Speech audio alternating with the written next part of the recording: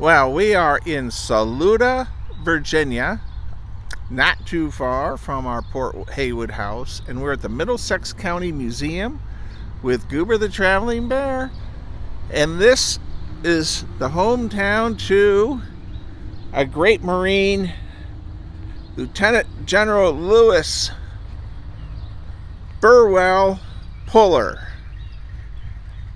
And I've done the video of his resting place up the road at the church. Today we are going to visit the museum. Now there are two museums here. They're supposed to open at 1 o'clock on Wednesday. So this is the one here, and Goober and I will be checking them both out. And they have some cool gasoline pumps here. I'm going to guess this was once a filling station. And they do have some outdoor items. And then next door they have the visitor center and another museum. So we're going to take a look around, and they're supposed to open in a little while. And they put car repair. You could order parts and they would come in. Our main museum was where the pool section was. You would come in and shoot pool while they would get your parts for you and everything. And then our other building that we have here was the home of the owners of that business. So we have a 1930s nice big wide porch to sit outside and listen to the birds and also catch a breeze. I'm going to pause here as we enter. Well, everyone, we're going to go into this Middlesex Museum for County of Middlesex in Saluda, and oh my gosh, it's Goober the Traveling Bear. He's already here, and it's amazing. There's a lot of stuff here.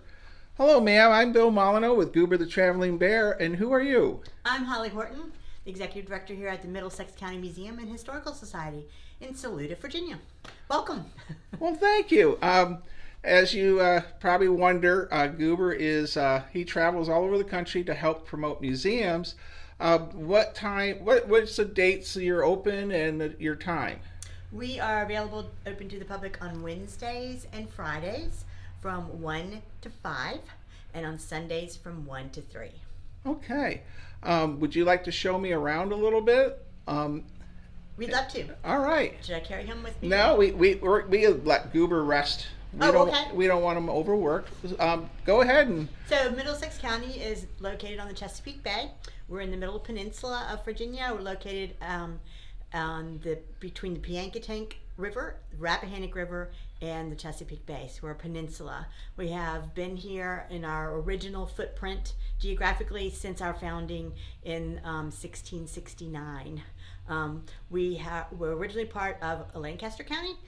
Broke off. We were part of the original influx of colonists coming from England and Europe, and then also eventually enslaved Africans that also arrived. So we have a large colonial presence. We were part of a lot of founding information about the colony as it grew. We had a lot of early immigrants who came in who helped build our area here as a whole, and then also the colony of Virginia. We had some big thinkers, educated thinkers that helped to do that. So this area we see right here is based on the Saluda Historic District, which we received from the state of Virginia about 5 years ago. So we're looking at some of the businesses that were here, some of the personal life stories. We have some governors that lived here. I've got a bank president. I've got a governor of Virginia. I've got the attorney general who's also here. We've got some of our historic houses, Leafwood. This is from another one that is this is kind of an interesting picture here. We've got a hunting party that would have happened at the end of the harvest season, which would probably be about October-ish. What would they have been hunting, may I ask? Foxes, believe Foxes. it or not. Oh, okay. So this is another historic house We had a lot of farms that had large tracts of land. We also had a lot of free blacks in our area as they came through, were granted manumissions, they became farmers, and then went on to buy up land with their families in generations that followed. So we have a lot of really interesting people who came through. We had, back in here, I've got some service oriented veterans that did a lot with their involvement with different wars. If we start with World War I over here. All right, we'll start with World War I. I've got some gas masks down here. I've got William Wells, who won a Purple Heart for his involvement in the war. I've got a really nice collection of uniforms here from 1, 2, and moving forward into the Iran-Iraq conflict. I've got a nurse here that served. Now, may I ask, are these uniforms from your local people in the They area? are. Mm-hmm. They were all donated. So that by... makes them extra special too. Yes, they all have a story to tell, and we're trying to tell that story in what we present within the walls of the museum. We have a nurse here that was from World War II. We're trying to also tell a lot of stories about people that are kind of left behind a lot, which include children, which include females, which include African Americans and Native Indigenous people. So we're trying to get that full voice about our county as we're putting together the museum. Over here we've got a little bit about the Revolutionary War. Because we are located where we are geographically, we were also very involved in the Revolutionary War and the founding of the country, of the Civil War here in Virginia. So we have a lot of artifacts that come to us through families that have been in the area that are handed down. We have a really beautiful collection of letters that were written during the Civil War here that wound up in an attic in New Jersey. And we tell the story of a gentleman who was writing to the sister of the person he was sharing the tent with in the Civil War, and during his involvement with the Civil War, and they ended up becoming married. And over the course of the travels, it's interesting to hear. He starts off as a very formal letter. Dear Miss Smith, thank you so much for talking to me. And then at the end, it's my dear Lizzie. So you can tell that they have formed a very strong commitment during the war, the course of the war. We have a lot of information here about the United States Colored Infantry that was involved. We had gentlemen that served in that. We had gentlemen that served in the 55th. And we had gentlemen that served, so we have both sides of the war that we're trying to tell the story of. Coming down here, one of our most famous veterans. And that it is. Chesty Puller. I'm going to pause for a second. Mm-hmm. So I think probably the most famous person from your town is? Chesty Puller. He was Louis Burwell Puller, was born in West Point, which is about just a very short distance from here, less than 30 miles. And he went through school, matriculated through VMI. He was at the very end of his involvement at VMI when he wanted to join the war. So he left the school, entered into his training, and during his training the war ended. So he actually was not technically involved with World War I, but he became as an infantry, and he was brought into the Marine Corps. Because of that, he was never a commissioned officer because of his involvement with college. So that is one of the reasons he's so respected by so many of our veterans within the Marine Corps, is because he worked his way up. He was one of them. He had his feet in the mud and was hitting the ground running. So he has a wonderful story of courage, and his legacy is so profound that we have a lot of veterans come from all over the United States that want to see us. And this is a complete copy set of all the medals that he was given and during his service. We actually have an original trench coat here. He met a girl from Saluda, fell in love, Miss Virginia, and Evans was her maiden name, and they ended up marrying. They had 3 children. She was born in the area. Her family's from Middlesex County for multiple generations.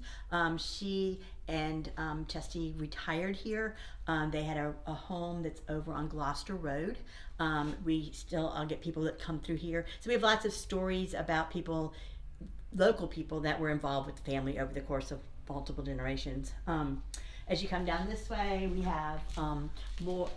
This gentleman served under Chesty, and he had some interesting stories. We have all of these original uniforms were presented to us by the families of these. We have our most prestigious award winner here. I moved you over to the right a little bit. Okay. This gentleman, Mr. Burl Newman, received the Medal of Honor for his involvement with his skirmish, and we have a bridge that's named after him here in the area. We also have a gentleman who was shot down during the D-Day invasion over France. He was involved with that involvement. And Billy Merchant, and he has a wonderful story. We have a gentleman that was a member of the 761st Tank Battalion. He was a Black Panther. You can see some of his comrades up there, and beside you is a Tuskegee Airman as you go to the left. Okay. So I have a wide variety of different kinds of military involvement with the different branches. Most of these gentlemen all were started off young. They came either out of high school or college and joined the military. So a lot of this gentleman here lived, Mr. Burrell lived into his hundreds. Wow. So that was a very interesting. And I know I mentioned before the Carlisle War College, when you go into the entrance now to the the Education Center, the 761st is their first monument, and the tank destroyer with their memorial. So. Yes, he had he served, they were under Patton. And so they maneuvered through various skirmishes, and he has a very empowering story. We just had our high school, we had 6 classes of high school history students come through. This is their 3rd time through, and they'll come through one more time. And we've divided up the variety of different periods, but this past one was about World War I and II. So they just came through. We had did a variety of educational interactions, watched some videos. We had took some photography that had been taken of our World War I soldiers, and they did them as puzzles and put them together, and then we learned about their personal stories, what happens. One of them did not come back, so we learned about his sacrifice. We also learned about the ones that did come back and how they stepped forward into the rest of their lives. So it was a great way for the kids to be empowered by hearing personal stories, and they could become mentors to them about how they lived their lives based on what was important to them. Over here we have a sample of a family that's been in Middlesex County for, I would say 5 to 6 generations, probably more than that. But they have the Montagues. The original immigrant was Peter. This gentleman was a governor of the state of Virginia in the 1800s. His son was a Marine Corps general, and then his son was the Attorney General for the state of Kentucky. So they have a very honored place here in our county. This is 3 family members there together. Wow. So and we actually have there his great-grandson inherited his red hair. So it's kind of interesting to see how that genetically came into play. So this back section we've dedicated on the home front. So we're covering the family, families, the children, the interactions with the home. We have toys here from a wide variety of time frames. I've got a nice collection of dolls. We have our rag dolls here, some African American ones. We have some of the China dolls down here.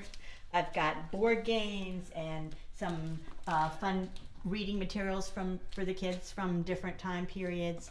I've also got some clothing that I've got I textiles. have to ask, every museum has a creepy doll. Do you have a creepy doll with Oh. porcelain and weird eyes or anything? Oh, these are our porcelain dolls. I guess that would be one of our dolls. The one in the pink is actually missing her hair. So if I took that hat off, it would be sticking straight out. So I would have to say she would probably be that, Okay. sort of that position. We have some infant and some really turn of the last century clothing here for children. We've got some christening gowns here. And down this way, I've got some more apparel for the children. Some of their toys, buggy. These are, back in here is our oldest collection of artifacts. I've got spinning wheels. For the small one is for flax, and the largest one is for wheat. So our area, notoriously most of the time, has been growing corn. We were agrarian in nature for a very long time. Still have a lot of farming that goes on in Middlesex County. This is probably, if you would say something that's creepy, would have to be this chair. Believe it or not, this is a birthing chair, and our women in the past would have sat on it to deliver their next generation into the world. So I would have to give that as kind of the most creepiest object that we have. I could not imagine giving birth in something like that. Now, I have viewers from New Zealand and Australia, and I know they're going to ask me, what are the sacks hanging from the ceiling? This part of Virginia is known for their peanuts and their pigs.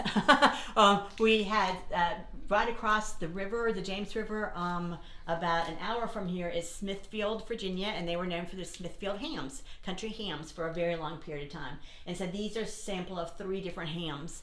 Hams were cured with salt, and they were stapled in and utilized as a flavoring in food for a very long time.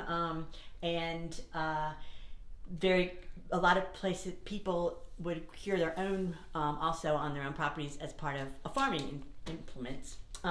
This area, this is also one of our most famous residents. This is Exterminator. He ran the Kentucky Derby in 1918. He would come here afterwards. His owner was part of a family that owned, if you can see down here, Swamp Root, was part of a cure for whatever ailed you. The general cure. It had a large percentage of alcohol in it, so it was extremely popular. The Kilmers is who invented it. If you spell that backwards, it becomes the word Remlick, and Remlick is a town here in Middlesex, a little enclave where they settled and built a beautiful big mansion. He was the nephew of the Kilmer family, was the publisher of the newspaper in Binghamton, New York, and so he was a very flamboyant playboy, and then when he did marry, he still became very active. So he was a socially involved person. So they would come down here, had lavish parties. He had a big yacht that he parked down here on the water. He also liked What to year hunt. was that, roughly? This was 1918. So he would come down like in the 20s through. He ended up, his house caught on fire and burned down, unfortunately. So, but he was very active in the area for, I would say, at least 20 years or so.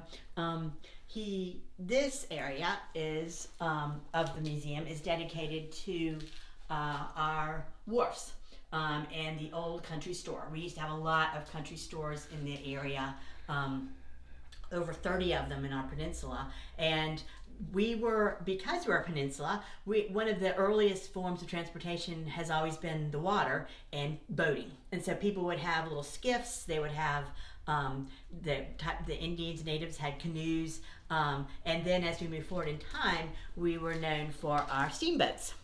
This little section here is all about the steamboats. We were connected to Baltimore because of the Chesapeake Bay, and so the was such a lovely idea, I thought, for modern times. They would get on the boat here in Middlesex. They would have a very nice dinner, which had all fresh seafood, local fish caught, fresh produce from that area, from the fields that came through. They would then have a nice little evening, possibly playing cards, listening to some music, live presentations, and then they would go to sleep. They would wake up the next morning in Baltimore. They would have continued their travel while they were sleeping. They would spend the day in Baltimore, get back on the boat, and come back down the next day. So it was a very interesting thought of travel. It kept our isolated area here in Middlesex connected to the big city, so that we had access to different types of nice high-end tailors and the latest quote-unquote fads of I had a top hat in here somewhere. Top hats and clothing available, but also medicines that were available. You could, if you personally did not want to go up to Baltimore, you could order things. I've got order books down here from some of the stores that were there in Baltimore, so they could place the orders at the stores. They would then ship them, and they would arrive on the boats. This was also profitable for our county farmers. They would raise their crops here, load them and sell them to these stores that were in Baltimore, or the steamboats themselves, and crops of corn. Watermelon was a huge one. They would load all the watermelons up, go up, and spend the day Saturday selling them. We had a really nice story about one of the aspects that we've done here for the museum is that we have done biographical recordings of some of our older residents, and we had a couple gentlemen who were over 100 that remembered as teenagers that they used to be the watermelon boys, and they would raise them. We were known for our watermelon at one point in time. We were known for our tomatoes. We also had pickling going on in this area, so it was quite a diverse offering that we had for our plants. All of this big heritage and connection and came to a total standstill and destroyed when the hurricane of 1933 came through. It came totally unannounced. It hit at high tide at the mouth of the Chesapeake Bay. It came up all the rivers from Norfolk and Newport News, flooded up as it came up over, so the crops were destroyed. The salt water got on the ground. The wharfs, that there were so many wharfs that were just totally destroyed. The boats were not aware. They were still on the water. Nothing was brought in ahead of time as a precaution. So everything was just devastated. It was 33. We're in the middle of the Depression, so there was not a lot of money available to rebuild this, and it was not rebuilt. So sadly, that was a segment of Middlesex time that's it took a while for us to get over, to adjust to the new types of life. But what happened is, instead of being connected to Baltimore, they ended up influxing with roads. The car became much more important to our area of the country, and we became connected to Richmond. So that moved forward in time as we leave the 1900s into the 2000s. We have a lot of families now that have come here for the weekend, have second homes here with Richmond. So that is a nice venue for the big city urban people who want to relax. We still have that wonderful old-fashioned weekend of relaxing with the fishing pole. Middlesex has been known for a very long time for our watermen. Our rivers have always been important, and what has been in the rivers were our oysters, our rockfish, and other fish. You could go out, get a fresh dinner every night, bringing that back home. So when in periods of like after the Civil War, after this devastating hurricane, we had our local people were able to sustain themselves because we had sustenance with our natural resources that we had. They were noted by John Smith when he came through the area. I can show you that in a little bit. We have a whole exhibit on that. The natives, when he arrived, were noticeably taking advantage of all of our natural resources here in Middlesex, including the fish and the supposedly plate-sized oysters at that point in time. Wow. So that would be quite a yummy undertaking to have that for dinner. All right, well, I'll pause this here and we get reorganized for the next section of the museum. Okay. So as our storytelling goes for Middlesex County, one of the, a lot of them are we call them the come heres and the from heres. So this is a come here. She was actually coming through the area. She was living at the time in Baltimore, Maryland, Irene Morgan. She was coming home. She just had a miscarriage and she was coming home to Gloucester to stay with her mom to rejuvenate from that miscarriage. On July 16th, 1944, she got on a Greyhound bus and rode part of the way to go back to Baltimore. So she's crossing the state line from Virginia into Maryland. Irene was asked to give up her seat at one of the stops, and she was obviously not feeling well, and she refused. She had paid for her ticket and she wanted her seat, and so they called the police, the sheriff's department, and a sheriff from Middlesex County came and asked her to get off the bus.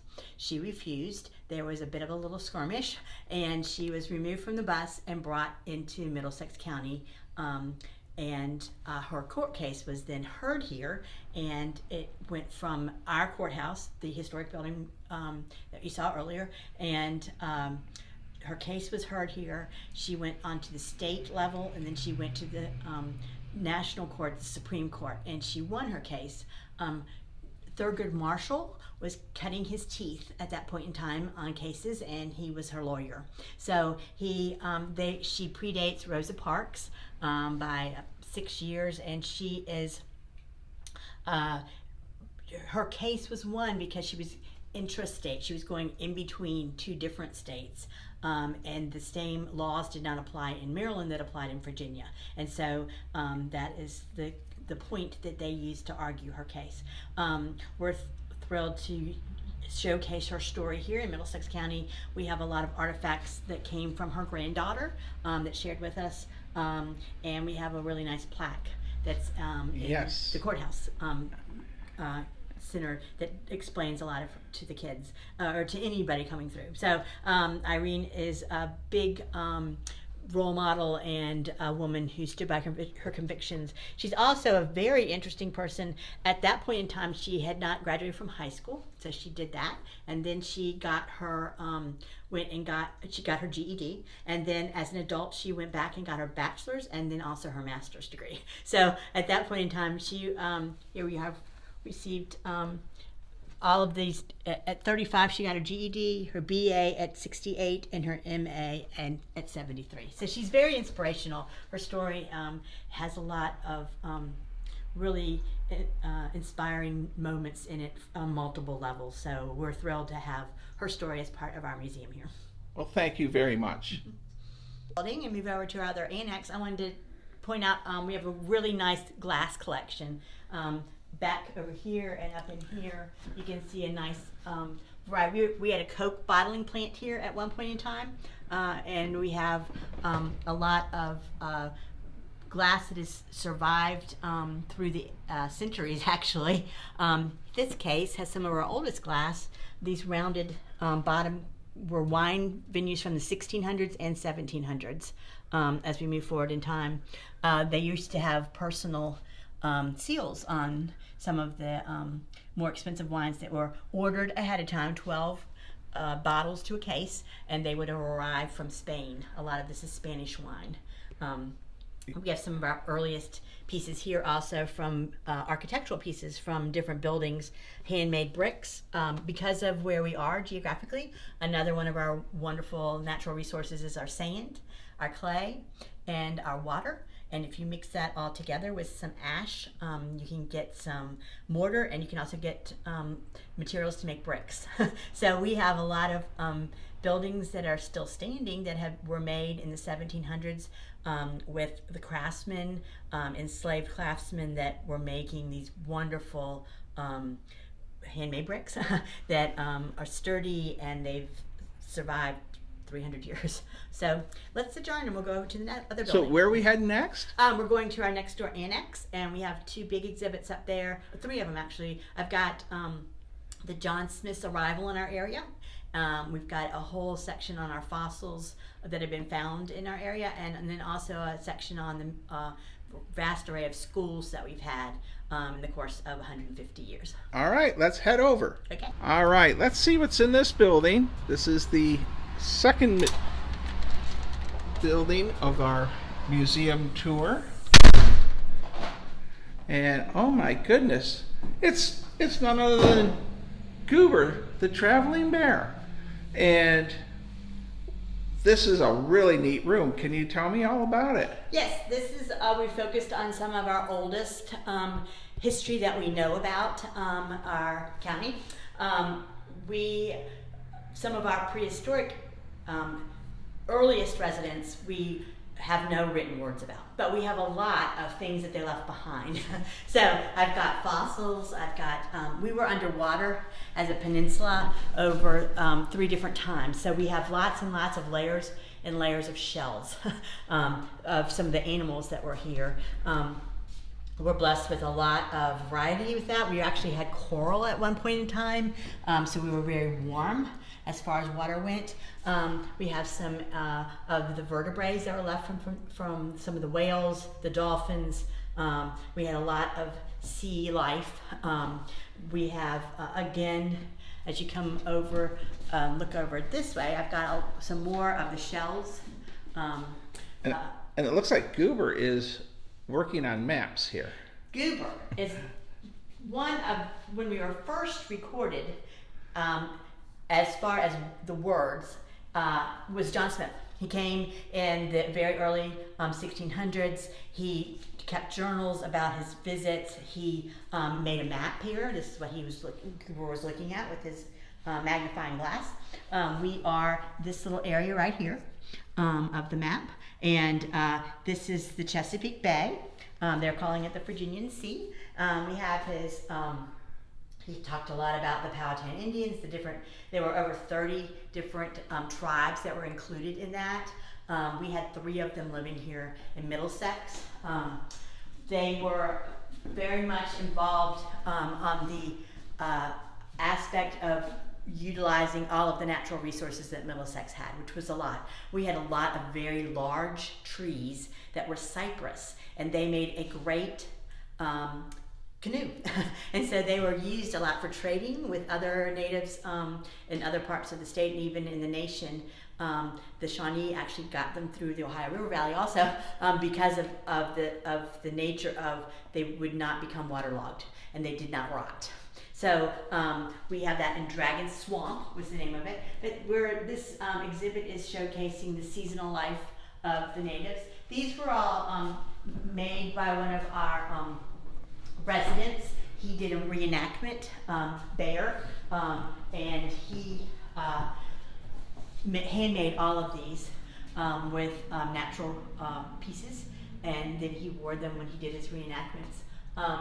He donated this in the 1980s, and we have, see what his last name, he was, I was thrilled to find this when I came here. His last name was Loving. His name was Willard H. Loving. They called him Bear. Bear. So he wore these during his reenactment that he did. He was part of Native descendant. This is showcasing, we have a lot of pieces that come up when people are putting in new gardens or a new house. This is a grinding stone. So they would have used this to grind up corn to make it into like potato, corn, kind of like how you make a potato patty or a pancake. They use that with the corn. These are a sample of 2 different sizes. We have a lot of different types of arrows, and over here you can see this. I'll get your arrowheads because I have a lot of viewers that love Native American history. Oh, okay. Okay. So this, they found one of the species that lived here that were very prominent were deer. So we had a lot of the white-tailed deer. This is a sample of a piece that's been a hide that's been tanned naturally, and they use this for clothing. They also used all of these over here. We have some other animals that they either hunted, are captured 8. We have beavers and fish and deer and turtles, and also some different types of sea life. Yes, all different kinds of sea life, and our mollusks, which is like the oysters, were very yummy to eat. So this is one of the illustrations that he included in one of his maps, showcasing how they dressed, their manner of dress, and also the types of, this was, I did not notice this when I saw it was this big, but when it got blown up, he has a cougar tail that is part of his ensemble, so that's showing his bravery. They hunted by pulling their arrows back. They used arrows a lot. So this side of his head, where he pulls the arrow back, is shaved, so he won't get it entangled as he's doing his hunting. You can see here some of the other pictorials of how they go on hunting parties. Another illustration he used was here, showing that the fish. This is showing an actual fishing expedition. This is in the canoe that I talked about, the cypress canoes from our swamp area. And then we have, look how big the fish are, and the turtles and different water life that's there. They would smoke them. So these are showing some sturgeon that were here at that point in time. Very large fish that they would smoke and then be able to use them the rest of the season. One I forgot to show you when you came in was our whalebone. Where did that come from? It's actually a humpback whale. He was juvenile. We are on the east coast of the United States, and because of that, we are privy to the migration from cold waters up in Newfoundland, Iceland area, down past Canada and the United States, down to the warmer waters where they birth up with the humpback whales. And so this is a juvenile male. It was found at the mouth of the Rappahannock River and the Chesapeake Bay in the 1970s. So this was brought into us. If you look, so this is actually part of the skull. As you're looking up through the skull. Wow. Of how that works. I'm sorry, we're actually looking from this direction. Okay. With what you see here. So this is showing the migration as it comes down the coast. I have to ask, I gather that's pretty heavy. It is very heavy. Yes. And it is one of our big pieces the kids love. So we have a lot of materials that we develop for educational materials for the kids about our sea life and about our native life that was here early on. And then we've got our last collection I wanted to show you. Okay, I'll pause here. So this room is dedicated to the education and development of schools and of both of our Black and African American, Native Americans, and of our families as they move forward in time from after Reconstruction and into the early 20th century.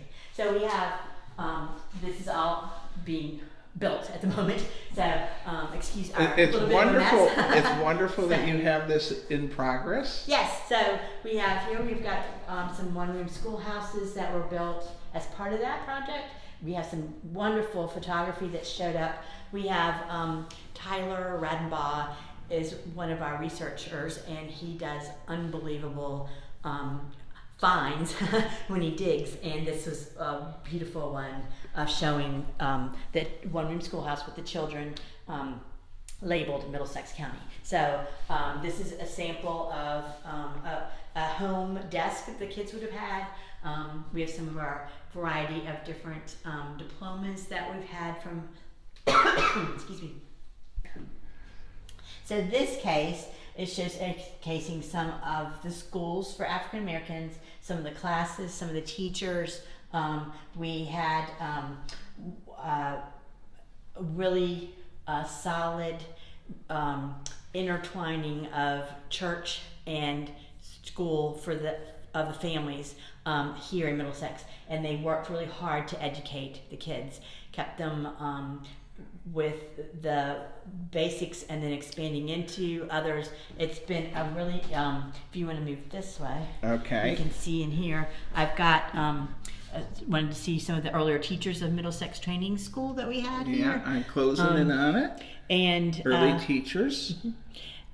we have St. Clair Walker, was a gentleman who came here, went on to college in Hampton, and then came back and became started school, was a principal, a teacher, for I believe it was 60 years. So here's a listing down here of some of our first black schools. We had a lot of energy, commitment. That's and, wonderful. Yes. Oh, what is there a school? I see a beautiful picture up here. That is one of our more than a one-room schoolroom. This is a larger school. So we have here's a class of 22. I think that one says over there. yeah. I'm not. Class of 1932. Okay. So you can see they're having a reunion there. They have very active with afterwards with the tight knitness of our county, which was great. So they really felt a sense of connection with fellow students, and so that helped as they moved forward in life. This is another section over here of some of the other schools that we had. So we had Saluda High School, Urbana High School. Again, moving forward, initially they had some schools that went from elementary all the way up through high school.